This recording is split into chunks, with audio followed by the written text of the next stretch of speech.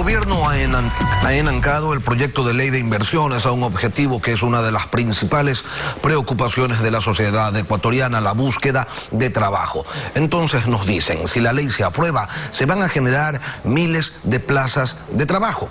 Y pensar que muchos creían que la reforma laboral era la que iba a permitir que haya una mayor facilidad para contratar, pero no. Ha sido la ley de inversiones la que va a permitir el desarrollo del boom de la generación de empleo, al menos desde el discurso oficial.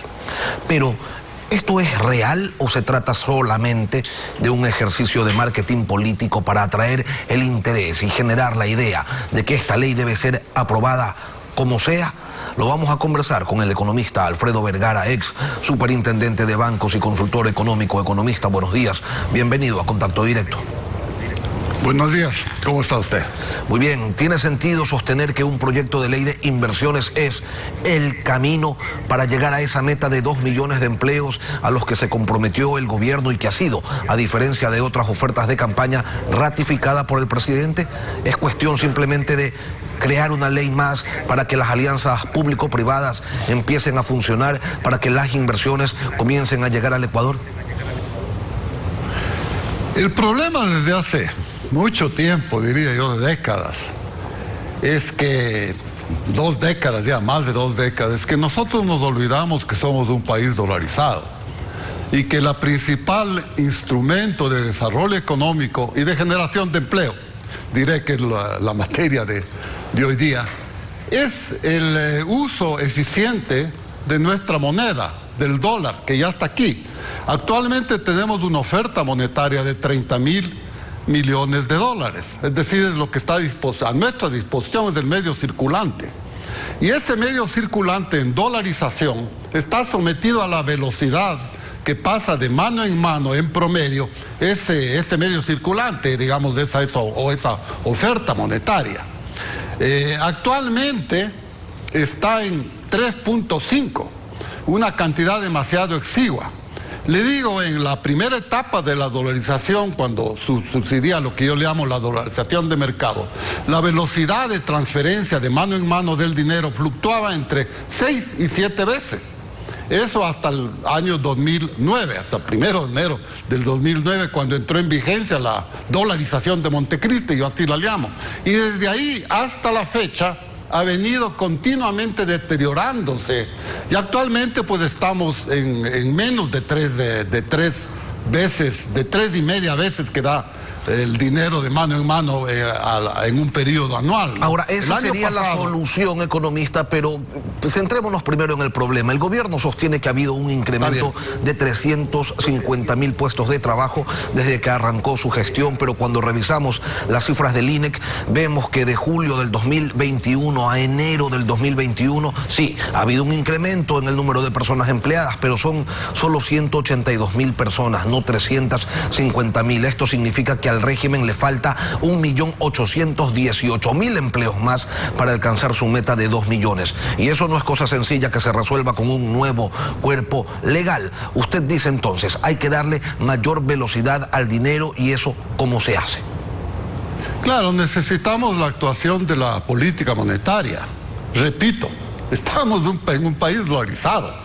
Y nuestro principal instrumento es que nosotros podemos incrementar la masa monetaria sin generar inflación, sin generar devaluación. Esa es la gran diferencia con el tiempo antes de la dolarización, que podíamos imprimir dinero, pero eso desaparecía, ese beneficio, en pocos meses por la inflación.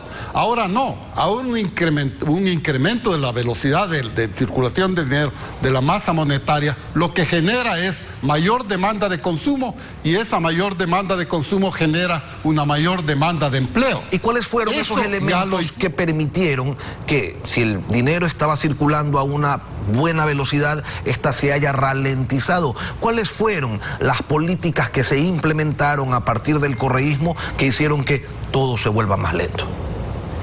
Primero, las tasas de interés. Fue un absurdo el poner tasas de interés a dedo. Ya vemos lo que ha pasado con las tasas de interés. Si uno observa el diagrama de las tasas de interés, de las 18 tasas de interés que actualmente existen, desde el 2009 pues hasta esta parte ya son 13 años, que las tasas de interés se han mantenido totalmente estáticas. Eso ha ralentizado, utilizo su palabrita, la velocidad de circulación del dinero y ha ido bajando de alrededor de entre 7 y 8 veces para el año 2008 hasta el actual tiempo que tenemos de entre 3 y 4 veces. Actualmente el 2021 creció la velocidad de circulación del dinero a menos de 3.5 veces. Ahora, el gobierno dice que no puede reducir las tasas de interés vía decreto, que de eso se tiene que encargar el mercado, y el mercado durante 14 años ha dicho que se siente muy cómodo con esas tasas de interés altísimas porque todo sigue funcionando.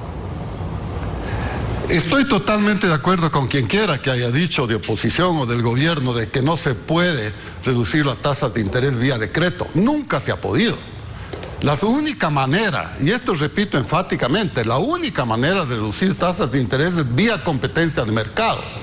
Mire, estamos hablando entre un público bastante heterogéneo, así que yo diré, las tasas de interés no es nada más que la renta o el alquiler que usted paga cuando presta dinero, pide dinero prestado, que usted paga por el uso de dinero por ese determinado tiempo, 1 año, 2 años, el tiempo que usted pida. Es una tasa de alquiler para utilizar ese dinero que no es suyo, que pide prestado. Da exactamente lo mismo que si usted busca una oficina o un cuarto para vivir o un pequeño departamento y usted pues busca en el mercado cuál es el departamento, la casa que más le conviene.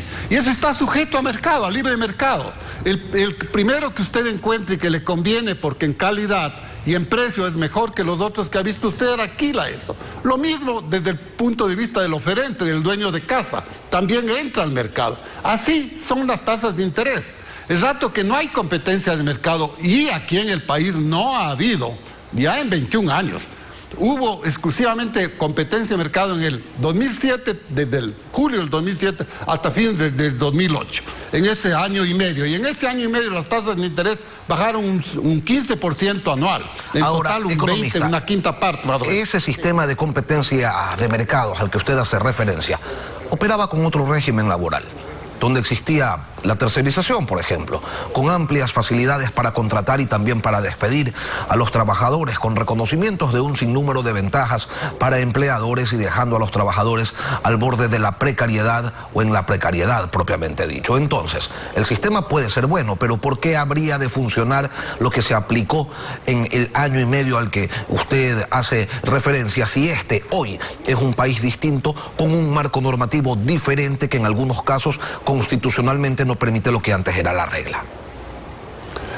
Es un marco normativo totalmente diferente. El artículo 303 de la Constitución, que es la que redujo la dolarización de mercado, que yo le vamos a decir la dolarización de competencia, a la dolarización del gobierno, se reduce a ese artículo 303 que coloca toda la definición de costos y de disponibilidades, disponibilidades financieras, a el criterio de una sola persona, en teoría, el presidente de la República, y que esta persona pues supuestamente se basa en lo que le diga el Banco Central. Eso es lo que dice la Constitución.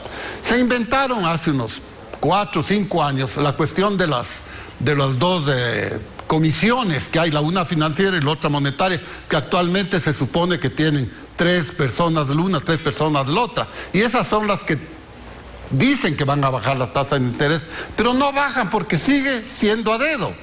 Ser a dedo significa decir las tasas máximas de interés serán tal valor, no en diferentes constantes. Ese valor en ningún momento es tasas máximas, sino se convierten en tasas mínimas.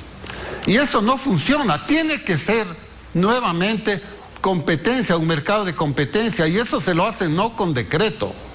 Nosotros ya lo hicimos, no únicamente en esas 2 años que yo le dije. Economista, sí, pero si todo esto que usted señala es tan claro, ¿por qué el gobierno no lo aplica? ¿Por qué no tenemos ni medio banco extranjero en el país generando esa competencia que usted señala es necesario para que en el mercado se regulen las tasas de interés y así se reduzca la iliquidez de nuestra economía? ¿Por qué nadie lo aplica? Y yo la verdad es que es la pregunta que me vengo haciendo desde hace muchos años. y con el escaso micrófono que uno tiene en redes sociales, pues también he hecho la misma pregunta. Nadie ha podido contestarme. Y yo tengo una pregunta, pero que no la puedo, digamos, una respuesta a eso, pero que no la puedo comprobar que esa sea. Y es que en competencia, o sea, cuando es el mercado el que decide, el producto de la dolarización, esta maravillosa máquina que puede incrementar la masa monetaria sin incrementar la inflación, pero sí incrementando la demanda de empleo, es que sencillamente ya no es manejada por el gobierno, y cuando maneja el gobierno, lo que hace es utiliza esos recursos para financiar su déficit. Eso es lastimosamente lo que detiene a todo gobierno, independientemente de su mentalidad o su ideología. Alfredo Vergara, economista. Perder la oportunidad de financiar. Muchas gracias. Ex superintendente de bancos, gracias por acompañarnos hoy aquí en Contacto Directo.